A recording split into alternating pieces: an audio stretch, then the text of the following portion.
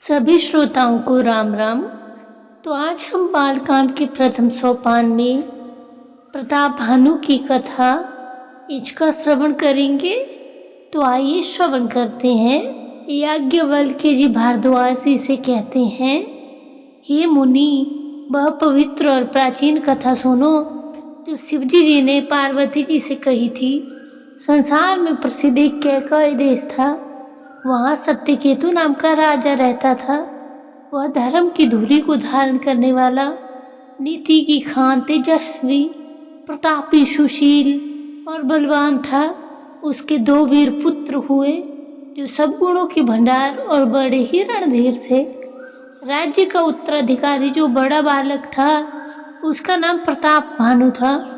दूसरे पुत्र का नाम अरिमर्दन था जिसकी भुजाओं में अपार बल था और जो युद्ध में पर्वत के समान अटल रहता था। भाई भाई में बड़ा मेल और सब प्रकार के दोषों और छलों से रहित सच्ची प्रीति थी।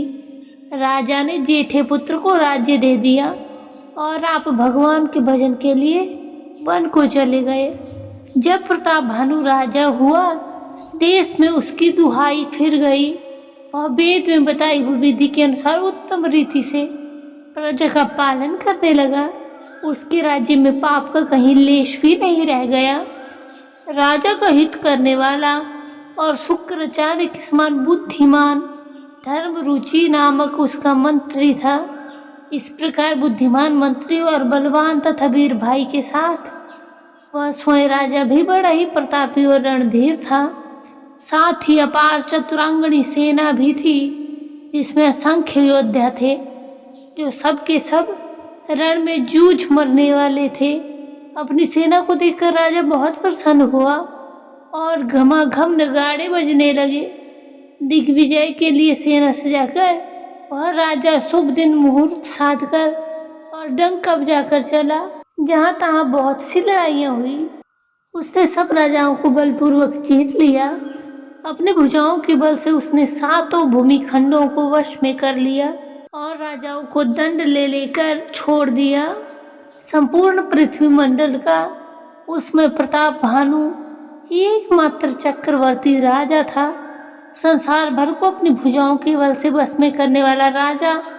उसने अपने नगर में प्रवेश किया। राजा अर्थ, धर्म और काम आदि के सुखों का समय अनुसार सेवन करता था। राजा प्रताप भानु का बल पाकर भूमि सुंदर मनचाही वस्तु देने वाली हो गई। उसके राज्य में प्रजा सब प्रकार के दुखों से रहित और सुखी थी और सभी स्त्री पुरुष सुंदर और धर्मात्मा थे। धर्मरुचि मंत्री का श्री हरि के चरणों में प्रेम था। वह राजा के हित के लिए सदा उसको नीति सिखाया करता था। राजा, गुरु, देवता, संत, पितर और ब्राह्मण इन सब की सदा सेवा करता रहता था। वेदों में राजाओं के जो धर्म बताए गए हैं, राजा सदा आदर पूर्वक और सुख मानकर उन सब का पालन करता था। प्रतिदिन अनेक प्रकार के दान देता था और उत्तम शास्त्र, वेद और पुराण सुनता था। उसने बहुत सी बावलियाँ, कुएं, तालाब, फुलवाड़ियाँ, सुंदर बगीचे, ब्राह्मणों के लिए घर और देवताओं के सुंदर विचित्र मंदिर सब तीर्थों में बनवाए।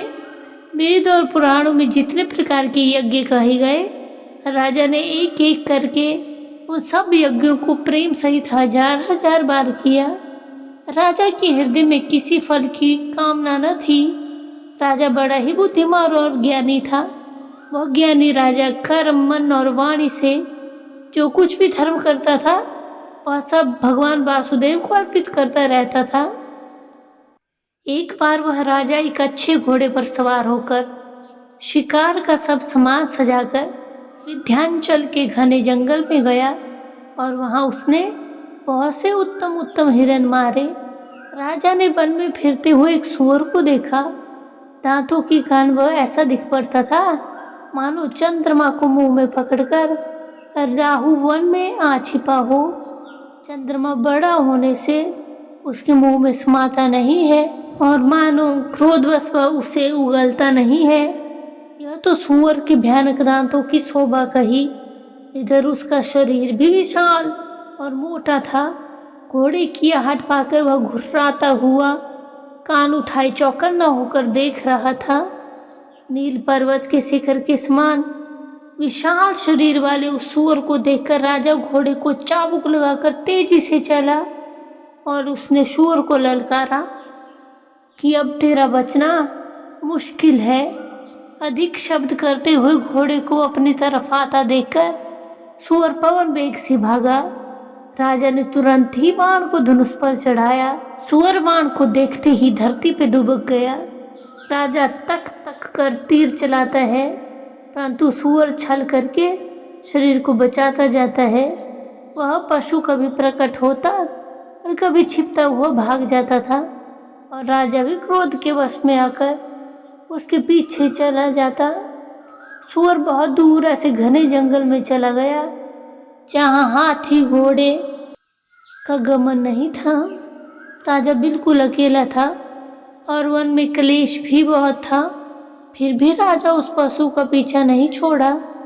राजा को बड़ा धैर्यवान देखकर सूअर भागकर पहाड़ की गहरी गुफा में जा छुपा। उसमें जाना कठिन देखकर राजा को बहुत पछता कर लौटना पड़ा और उस घोर वन में वह रास्ता भूल गया। बहुत परिश्रम करके थका हुआ घोड़े समेत भूख प्यास से व्याकुल होकर राजा नदी तालाब खोजता हुआ पानी बिना बेहाल हो गया। तो आज की कथा को हम यहीं पे विश्राम देते हैं। कल हम आगे सुनेंगे कि क्या प्रताप भानु प्यास से व्याकुल होकर अपनी जान बचा पाते हैं, क्या उन्हें पानी मिलता है और आगे की कथा में क्या होता है। तो आज की कथा को यहीं समाप्त करते हैं। आप सबको जय श्री राम, जय श्री राधे श्याम।